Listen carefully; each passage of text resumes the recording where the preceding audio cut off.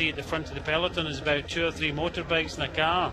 So obviously they'll be benefiting the riders at the front of the peloton, which I think they should be giving these riders a little bit more space in front of the peloton. Well, I know that's an ongoing source of concern for you, Brian, the influence of those race vehicles to the riders and how they affect the race and how it's run. Yeah, they're just obviously the air in front of the riders. It's they're cutting into it, making it a lot easier for the riders behind. So I just think that should be only the TV bike. But as we've seen from the camera shot, there are about 2 or 3 other cameras. They started to move out the way, but still there's a few cameras, motorbikes towards the front of the peloton. And as you can see, a few motorbikes trying to come past. They're the ones that are trying to move in front of the peloton and make sure the road is clear in front. Pretty impressive 13th century castle as well. If you looked closely, you could just about see it with its impressive round tower. It's got 2 museums in there. Vintage Cars Museum. And apparently a very impressive strongbow collection. So the bunch are charging along. It's obviously a place for the well-heeled.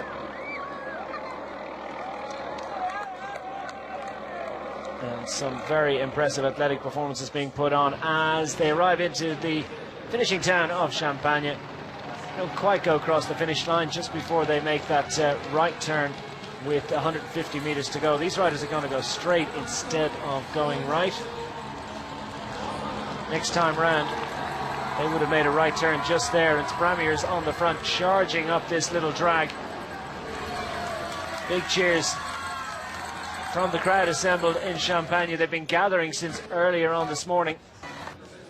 And now the breakaway group down to 3 as they control this advantage. Well, I say control, they're absolutely frantically trying to hang on to what they've got. It's well inside 2 minutes now, 1 minute and 50 seconds. There's a massive charge on from the front of the peloton, and you wonder how many riders at Quickstep, having given it up to Tinkoff Saxo throughout the day. Now you see that the speed is on. Look at that, 61 kilometers an hour. They're absolutely motoring, and everybody's spinning the pedals at up cadences of up to 100. I have to know what the power figures are there.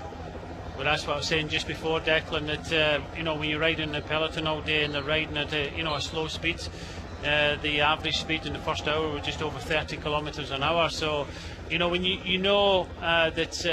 when you're riding that slow, that the finish is going to be fast and furious, and that's what we're seeing at the moment. It's absolutely flat out. As we see, Leo Kaiser still at the front.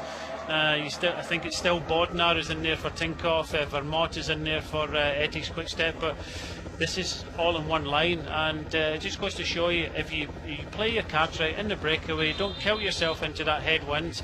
Wait until you come out of the headwind, put the pressure on the whole peloton.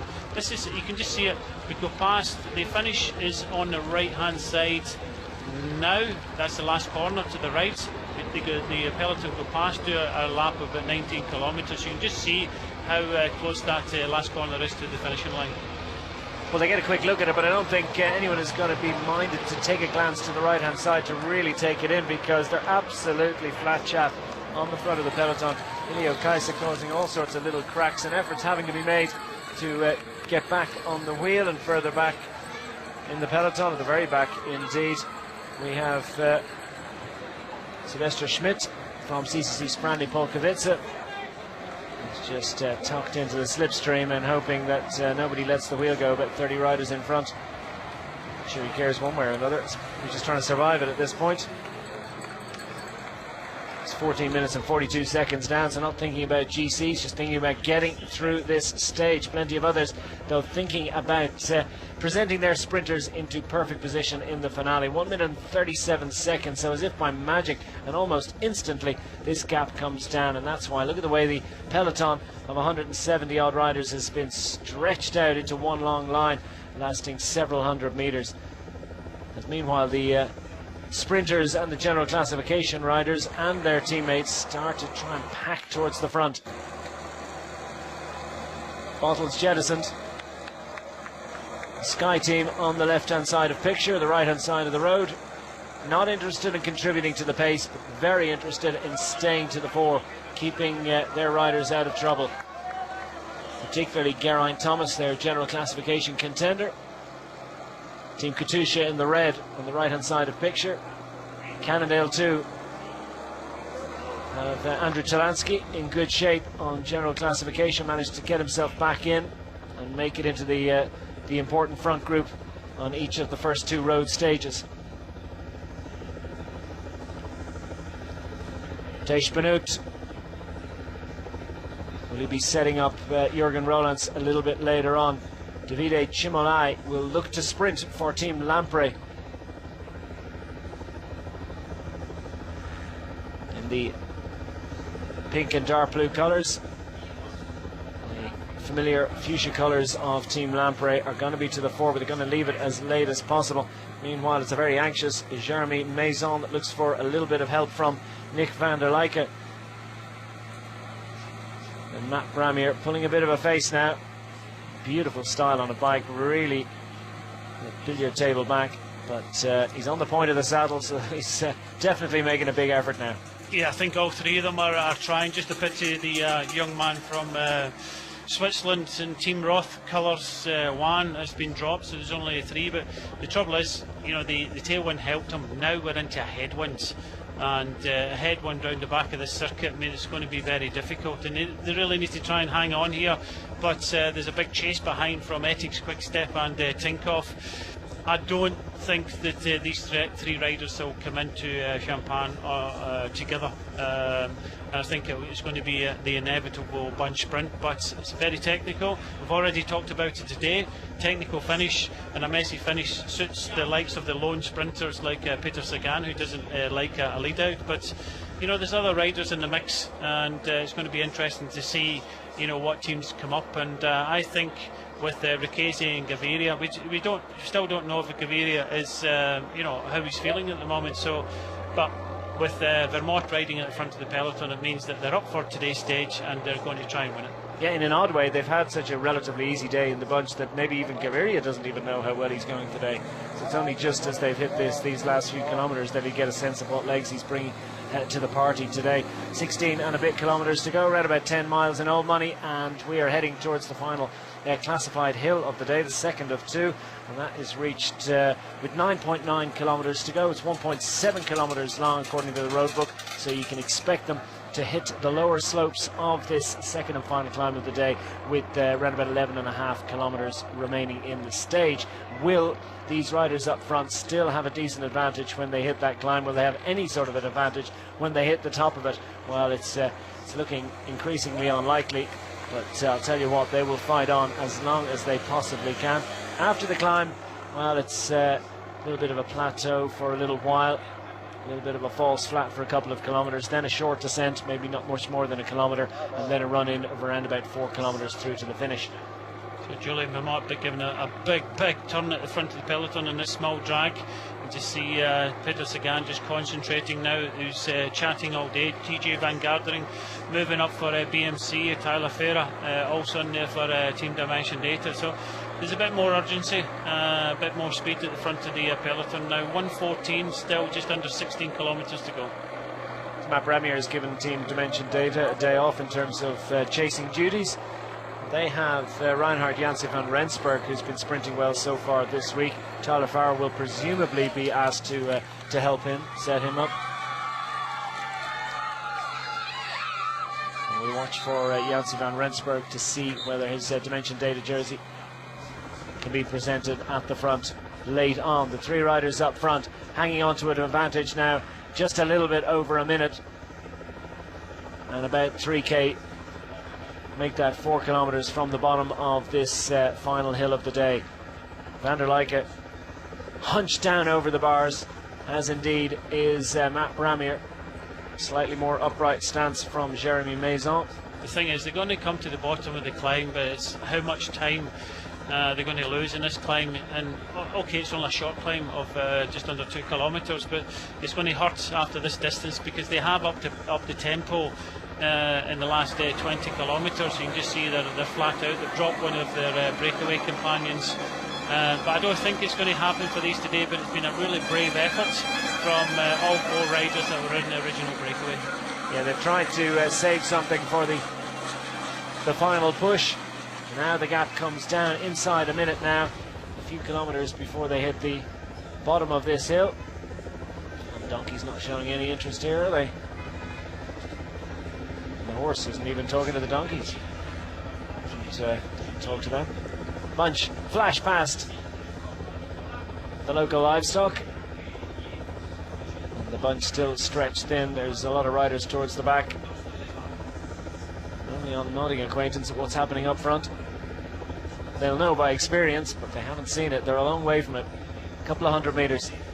Inside 15 kilometres to go now. Inside 1 minute the advantage. And the long straight road is not really to the advantage of the bunch, isn't it? And it's a little bit of a hazard, causing riders all sorts of difficulties. Will they have had a glimpse of the breakaway group up front? I'm sure they have. They'll certainly have seen the cars.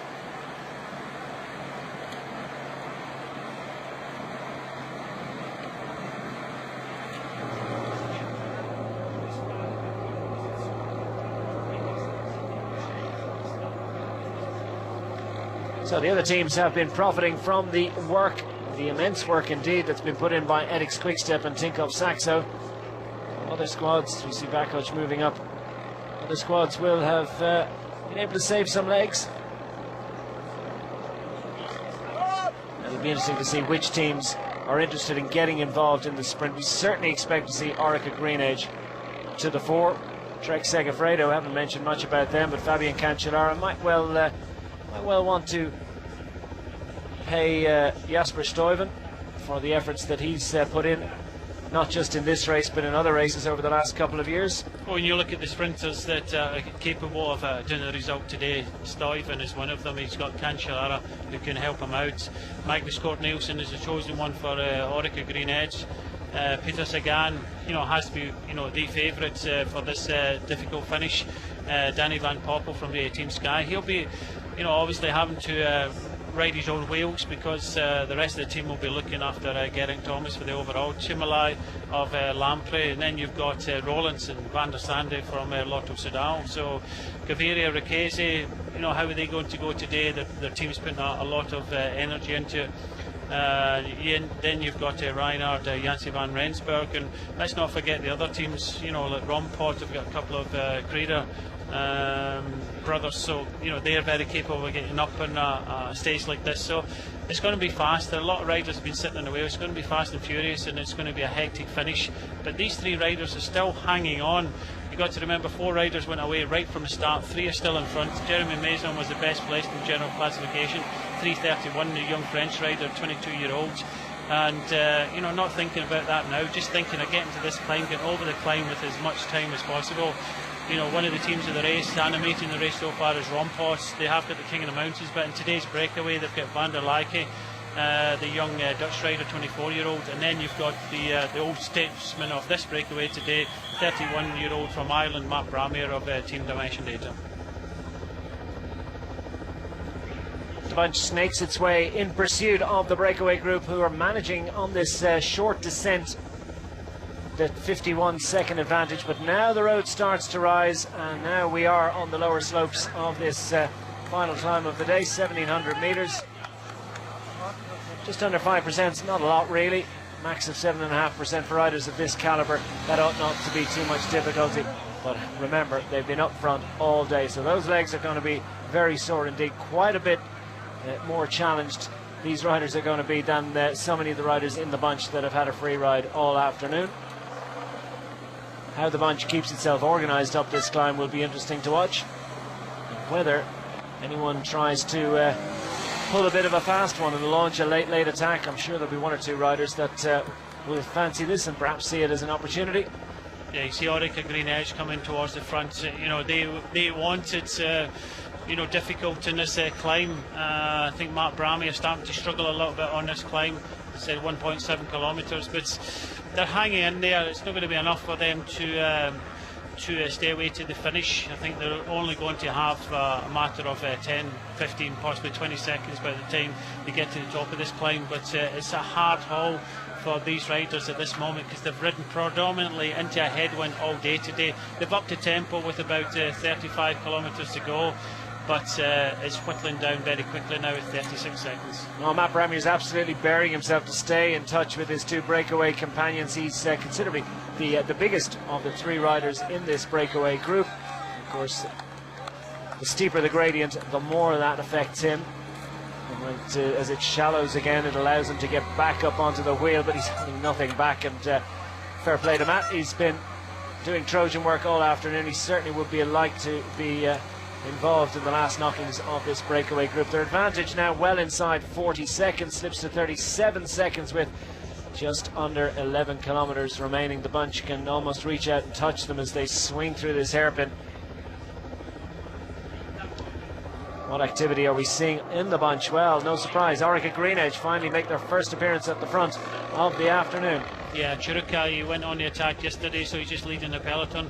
They want to make it as hard as possible, but I'm just looking to see what else, who other teams are coming up, because you've got Churruca there, Julian Vermont, then you've got the lieutenants of Sagan Tinkoff right towards the front. I'm trying to see where Gaviria is, because obviously over the last couple of days it's been Ricchese getting the results and getting involved with the sprints.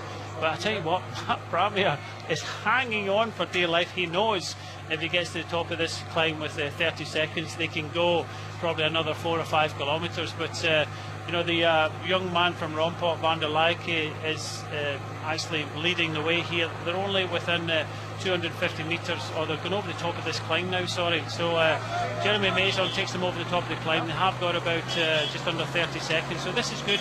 I thought it would come down a little bit more, but they're hanging in there and they're fighting to the end.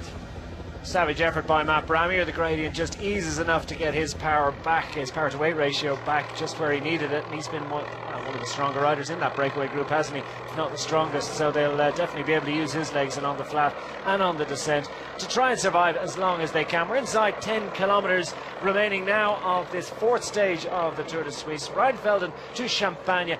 183 of the 193 kilometres have been completed as Lotto NL Jumbo now take it up on the front. They've got a couple of riders in decent sprinting form. Tom van Asbroek can potentially be the one to hit the front and go for the line. He was to the fore on the first road stage on Monday, albeit that was a slightly messy sprint with splits in the group, so hard to see exactly what they're going to do. Paul Martins could as well be another man that they might think about using, but Lotto NL Jumbo certainly want to get involved. Up front, the breakaway group now down to just over 20 seconds, as this is the off the back, I should say. Fabian Cancellara is not going to be able to do anything for Jasper Stuyven, is he? So that's disappointment. Clearly hasn't got great legs, and the frenetic, incredible finish. Great legs. He won the first stage, he won the prologue, but I'm not sure if he's absolutely fighting fit for a week-long stage race.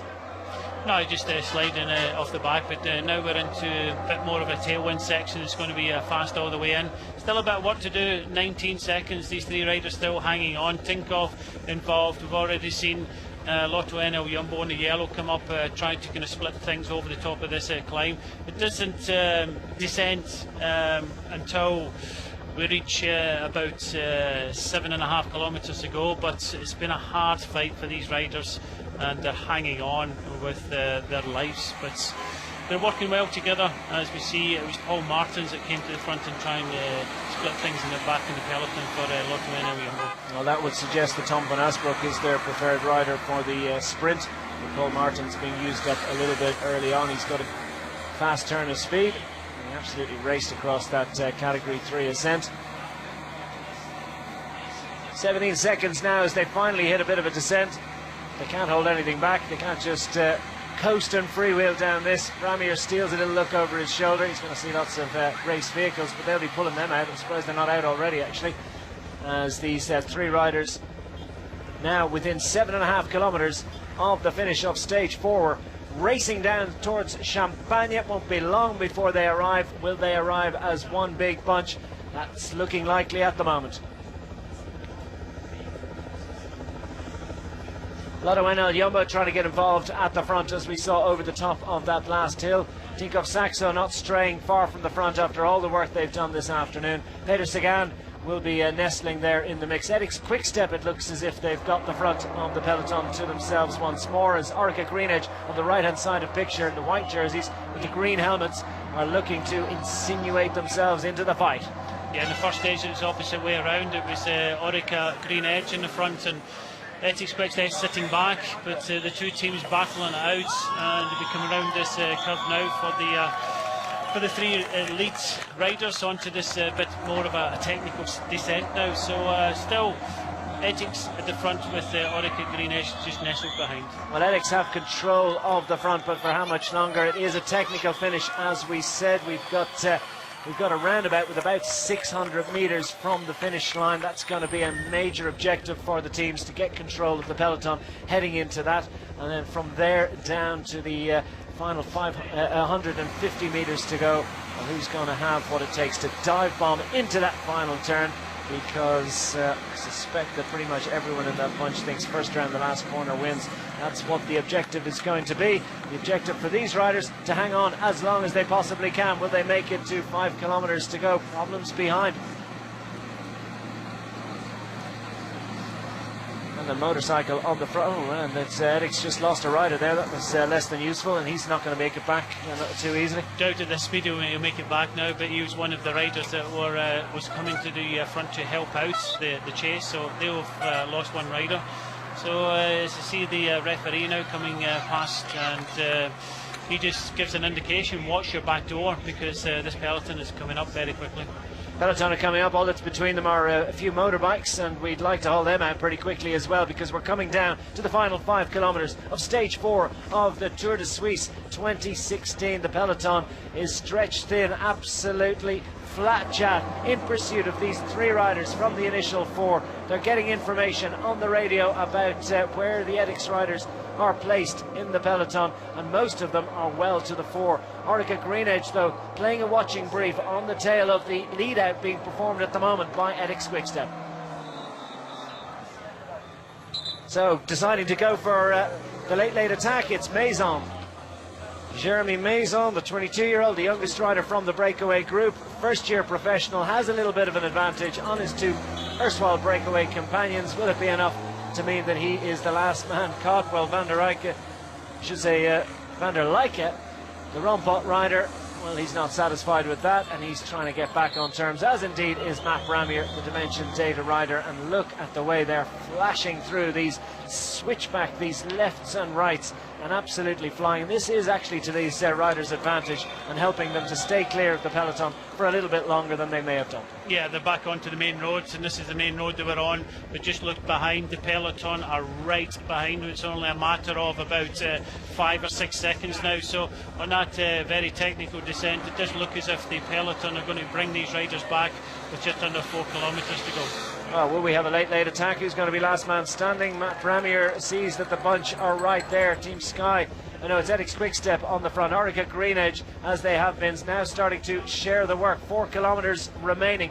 Vakoch there sitting fourth in line. So Ethics Quickstep have 3 of the 4 riders on the front of the peloton, and it's all looking very good indeed for them. But things can change in a flash in big bunch sprinting as Lotto Soudal in red start to move their riders up. A couple of Orica Greenedge riders now starting to make their way up on the left hand side. Katusha also trying to get a rider up. Van der Lijke, Maison dragged back. The bunch is back in control of this one. Durbridge right at the front, giving it absolutely everything, stringing everything out. He's got the call, he's got all his riders in the best possible place. But as soon as he sits up there, there's a bit of a reaction back in the peloton. Ethics take control. So 3 kilometres to go now, and it's fast and furious as we expected. Luke Durbridge gives that big turn, pulls off and leaves it back up to Ethics Quickstep to try and keep this one as stretched long and thin as possible. They don't want to let too many riders be able to move up and into position and take what they've got at the moment. So riders absolutely pedal to the metal. 3 kilometres remaining on stage 4 of the Tour de Suisse 2016. We're in the outskirts of Champagne, coming down towards the finish. Who's going to be able to hang on to this? It seems like a long shot. Can Ethics Quickstep, who've had the front of the peloton for such a long time, now we see the yellow jersey, Peter Sagan, has slotted in behind Ethics Quickstep. seems satisfied that they've got enough riders, and he is going to try and piggyback this one all the way to the finish. Yeah, it's Stibar and Vakoc at the front, the two Czech riders. Just behind them, I think it's Ricchesi and Gaviria is up in the fourth place. But just behind Gaviria, you can see the yellow jersey of Peter Sagan. But there's some movement there, but it's been that fast that riders have now been dropped off the back of this main peloton. So Eddie Quickstep starting to lose riders as Lotto Soudal move up on the left-hand side. Vakoc has control of the front. Lotto Soudal also on the right-hand side as they try to move and jockey their riders into position. Jurgen Rollins has been in great form so far this week. Zdenek Stibar looks to move up on the right hand side as well, picking out riders in the middle of the peloton as the general classification contenders try to stay as safe as possible. Less than 2 kilometres remaining. Yeah, still getting some of the GC contenders getting in the mix. They know it's a very tricky finish. They could be an incident that they could lose some time. Team Lichthart now pulls off the front, and it's Stibar. It's leading the way for Etix in the blue. Just behind in the white, it's the Czech champion. Again riding for Etix, and that's Vakoc. Just behind then you've got, looks like Oscar Gatto, but behind Oscar Gatto you get the lead out of Ricchesi, who's been sprinting well, and then you get the man I think is the only man that can beat Peter Sagan in this finish, and that's Gaviria. So 4th and 5th, the two Etix Quick-Step riders are being set up nicely by the first two riders in line, which are Zdenek Stibar and Vakoc of Etix Quick-Step. They've got a Tinkoff Saxo interloper, then another couple of riders as problem for one of the Trek riders. Was it Stuyven? Perhaps looked like he had a bit of a problem, and wonderful job being done by the yellow jerseys. He's managing to stay in position and on the wheel of the Etix Quick-Step riders as they make their left-hander well inside the final 2 kilometres now. The lead-out riders being jettisoned. They're going to leave it up to them inside the final knockings of this stage. Very little time to move up now, and Stuyven is in a very good position. He's keeping Gaviria out into the wind, so just behind Gaviria, he's pushing and shoving, trying to get on the wheel of Ricchesi, but Sagan is there and just moving up his Orica green edge. Everybody knows that they have to come into town. A pushing and shoving from Sagan and Stuyven, very important for Ricchesi to gain control of the front now. Inside the final 300 metres, who's going to make it into this final turn? Will they be able to launch? It looks like Etix Quick-Step are good step, but trying to dive bomb down the inside. He hasn't quite made it. Will they all get through this final turn? Van Poppel, his problem manages to stay upright, but going for the win. No one is going to stop. Is this Gaviria getting the victory? Ricchesi gets the victory. A wonderful 1-2 success for Etix Quick-Step as Ricchesi manages to hang on ahead of his teammate, and Peter Sagan couldn't quite get into that final turn. Well, we said it was all about being through the last turn in perfect position. What a lead out from Etix Quick-Step. They take a 1-2 success. Well, we did say first man into the corner, and it was actually the lead out, fantastic lead out from Ricchesi. Took control with about 300 metres to go. Very tricky, very fast finish into the corner first. I tell you what, Sagan came in, he tried to gain control, dive bomb in the inside. Gaviria held his line, and Etix gets first and second. Ricchesi eventually wins his stage here. He's been fighting, he's been battling, he's been sprinting well. Gaviria held on for second place. Third place, it was a hectic sprint. Here we see, I think it's Gatto at the front. Ricchesi is on the wheel, he has to go now, and Peter Sagan is just waiting. Peter Sagan should have went there, he shouldn't have hesitated there. With that hesitation, Van Poppel's behind. He then realises he has to go now. He comes up the inside, going round side by side. Look at Van Poppel into the barriers, but this time first one round the corner. Ricchesi wins easy. Gaviria in second place, no real change, but Sagan maybe a slightly hesitant there with does he get second? Might have got second actually. It might have been a 1-2 finish after all, but let's have a look at this. Gets first and second, but just look at Van Poppel coming in too much. Side by side, Sagan and Gaviria. Magnus Cort Nelson is there for Orica Green Edge, but it was a sheer piece of class riding by Etix Quick-Step there. But I think Sagan made a bit of a mistake with about 400 metres to go, just hesitating. He could have possibly come round and taken it from the front, but you can't take anything away from him.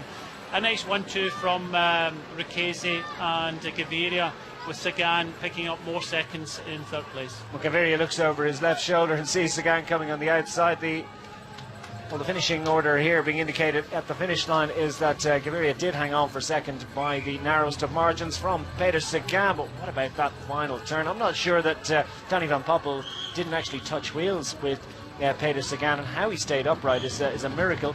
Not to mention a little bit of neat bike handling, but no doubt about the man who got the win. Max Lucchese's been absolutely flying so far this week. Superb form, and he has denied Peter Sagan the hat-trick. And that was a wonderful conversion from Edix Quickstep, because they led that one out from well over 5 kilometres out, and they never ran out of riders. They managed to have the strength to stay up front right through to the finish. There is a confirmation of your finishing order of stage 4, with Max Lucchese getting a famous win in Champagne ahead of his teammate Fernando Gaviria. Peter Sagan third,